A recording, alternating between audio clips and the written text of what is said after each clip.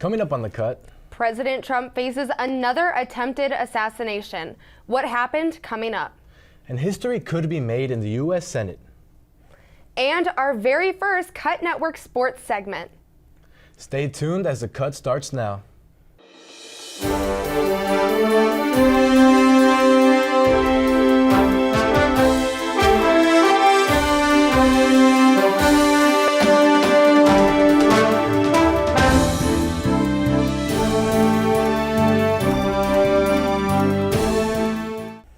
Hello and welcome to the Cut Network. I'm Maria Loaiza. And I'm Ernie Jimenez.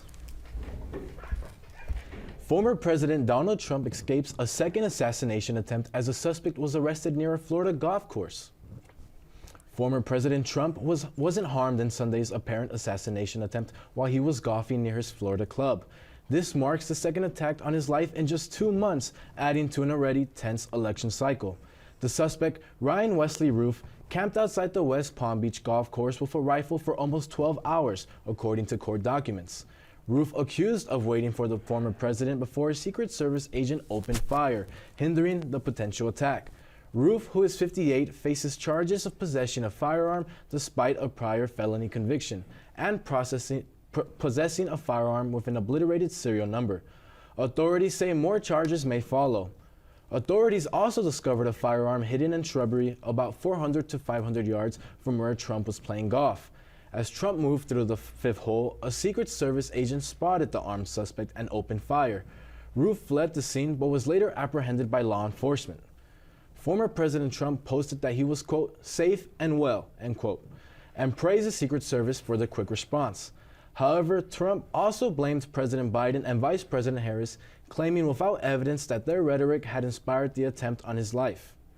President Biden responded by saying that violence has no play in America and called for additional resources to support the Secret Service in preventing such incidents. Vice President Harris also expressed relief that Trump was safe and condemned the attempted assassination.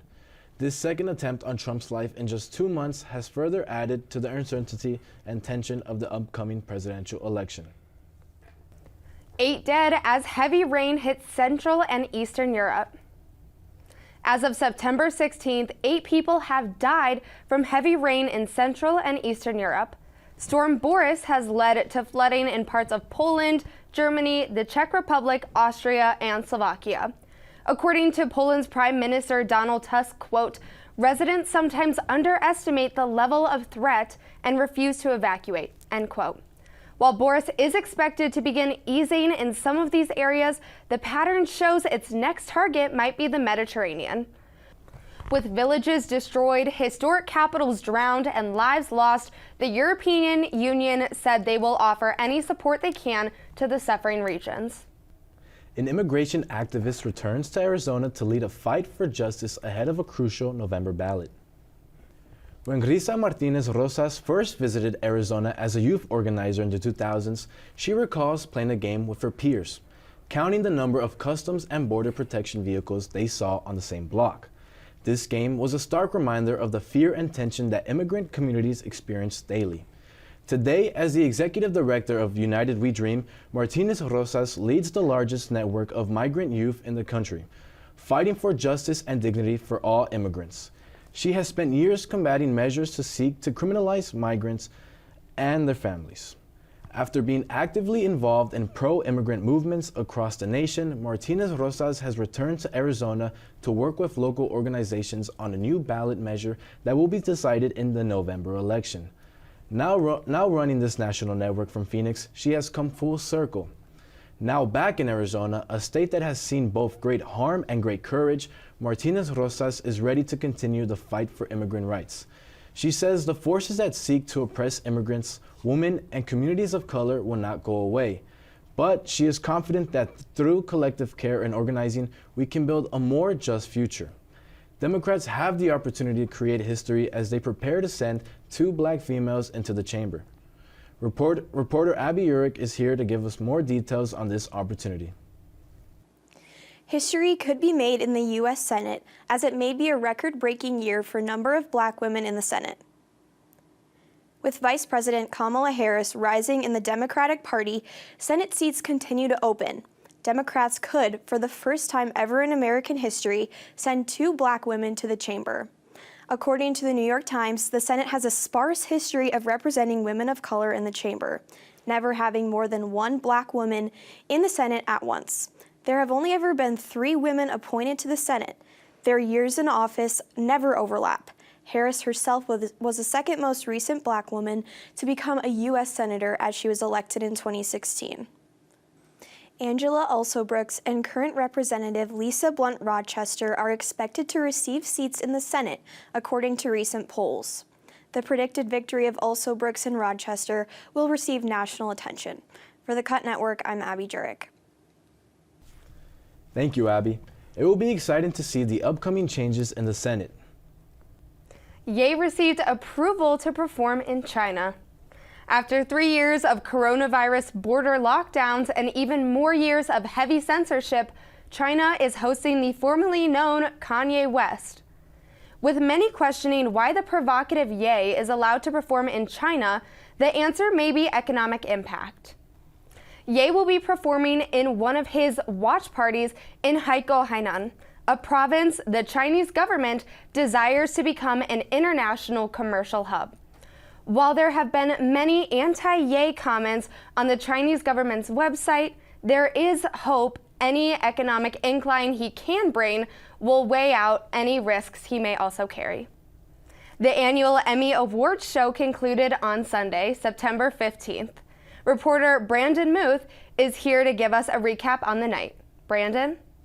Thank you, Maria. Lights, camera, action. A star-studded night took place Sunday as nearly 7 million people tuned in to the 76th Annual Emmy Awards. From television show reunions to surprise winners, the Emmys were jam-packed with exciting moments throughout the show. Hosting this year's Emmys were none other than father and son duo Eugene and Dan Levy.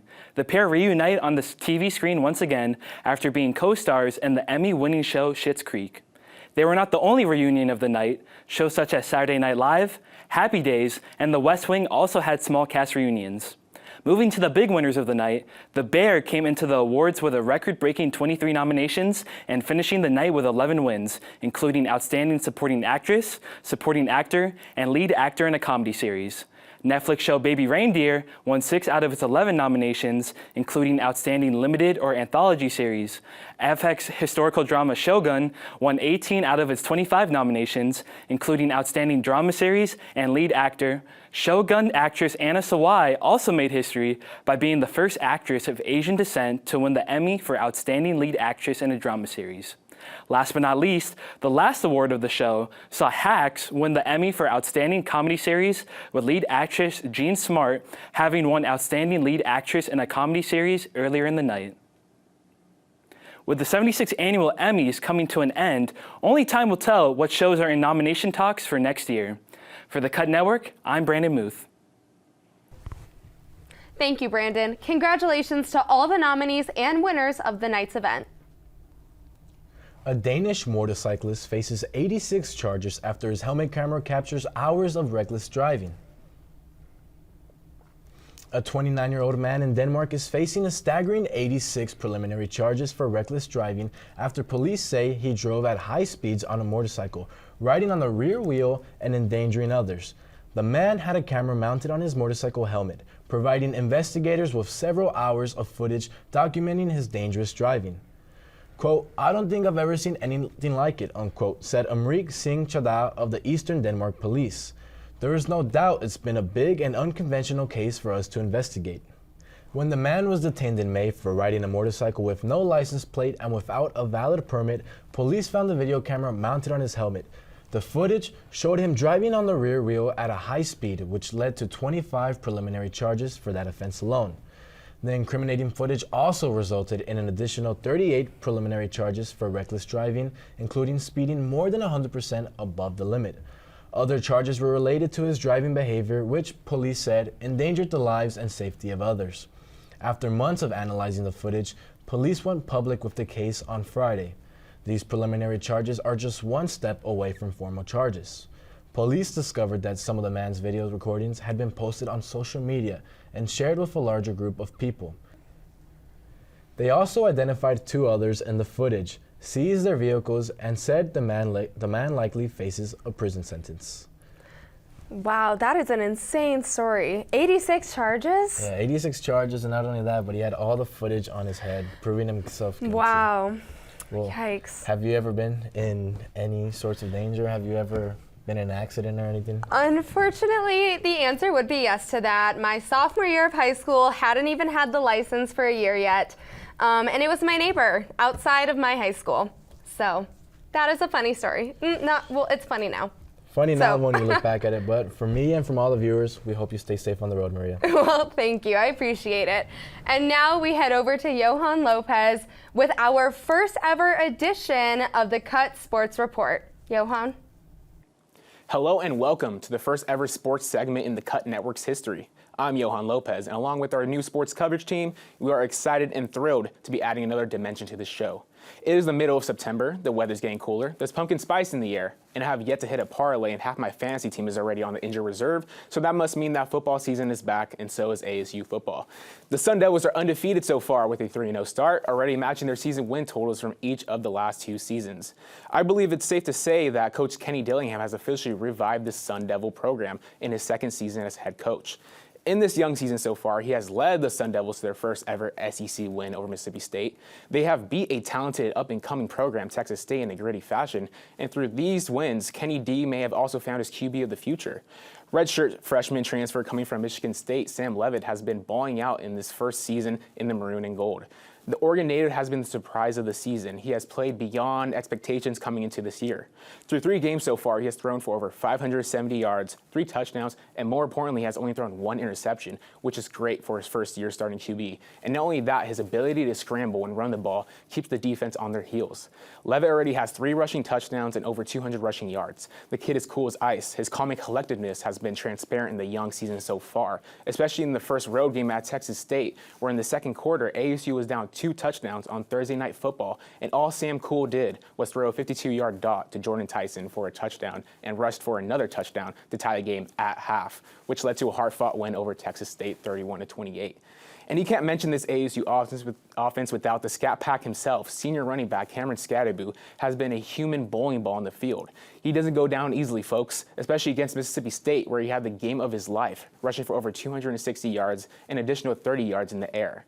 He was named AP Player of the Week and is ranked number 4 nationally in all-purpose yards through the first 3 games of the season. The ASU Sun Devils will look to kick off their Big 12 campaign as they will travel to Texas for their second straight week in a row to take on Texas Tech this Saturday. Now on to ASU volleyball. The Lady Sun Devils are off to a fabulous start. Through 3 tournaments so far, they have gone 8-1, conceding their only loss to ranked number 5 Nebraska. ASU will look to have another magical season, going 28-7 last year and making a deep postseason run that eventually led them to be eliminated by Stanford, who at the time were ranked number 1. They will be traveling to TCU for their first game of the season, and that's going to be on the 25th of September.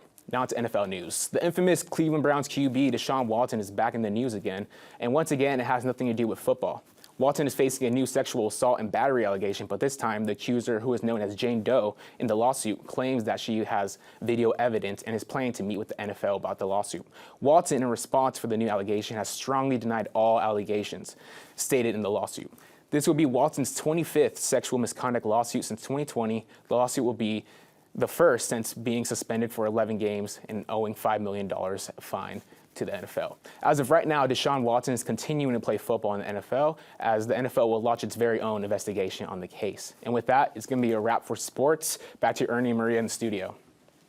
Thank you for tuning into the Cut Network. Be sure to follow us on Instagram at @thecut_network and on X @thecut ASU. Have a good night.